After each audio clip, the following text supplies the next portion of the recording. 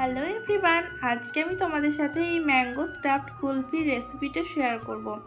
এটা ভীষণই টেস্টি হয় আর কোনো ঝামেলা ছাড়াই খুব সহজেই বানিয়ে নেওয়া যায়। তো চলো এই রেসিপিটা বানাতে আমার কী কী লাগছে দেখে নাও। তো দেখো এখানে আমি একটা আম নিয়ে নিয়েছি। এবার আমটাকে আমি একটুখানি সামনের দিকটা কেটে নেব, একটু বড় সাইজ করেই কাটবে যাতে তোমাদের আমের ভিতরের আঁটিটা বের করতে খুব সুবিধা হয়। এরপরে আমি একটা চাকুর সাহায্যে চারিদিকটা ঢুকিয়ে ঢুকিয়ে এরকম করে নেব যাতে খুব সহজে আঁটিটা বেরিয়ে চলে আসে। তো দেখো আমি আঁটিটা বার করে নিলাম। এবার কড়াইয়ে আমি 2 লিটার মতন দুধ নিয়ে নিয়েছি। এবার দুধটাকে বেশ কিছুক্ষণ ধরে ফুটিয়ে ফুটিয়ে একদম ঘন করে নিতে হবে। আর দুধের মধ্যে যাতে একটা সুন্দর ফ্লেভার আসে তাই আমি এর মধ্যে 2টো এলাচ দিয়ে দিলাম। এরপর 10 থেকে 12 মিনিট মতো টাইম নিয়ে আমি দুধটাকে খুব ভালোভাবে ফুটিয়ে নেব।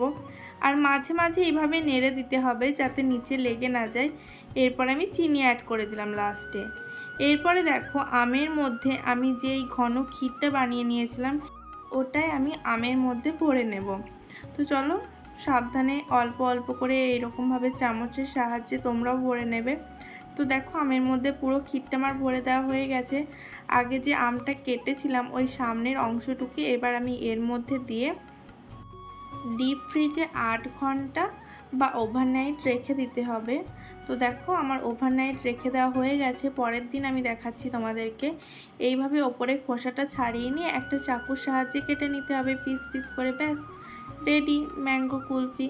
তো রেসিপিটা তোমাদের কেমন লাগলো অবশ্যই কমেন্টে জানিও। আর ভালো লাগলে লাইক কমেন্ট শেয়ার করতে একদমই ভুলো না। ভীষণ ভীষণ টেস্টি হয়েছিল খেতে। তো তোমরা অবশ্যই এই গরমে একবার ট্রাই করে দেখতে পারো। বাই, দেখা হচ্ছে আবার নেক্সট কোনো ভিডিওতে।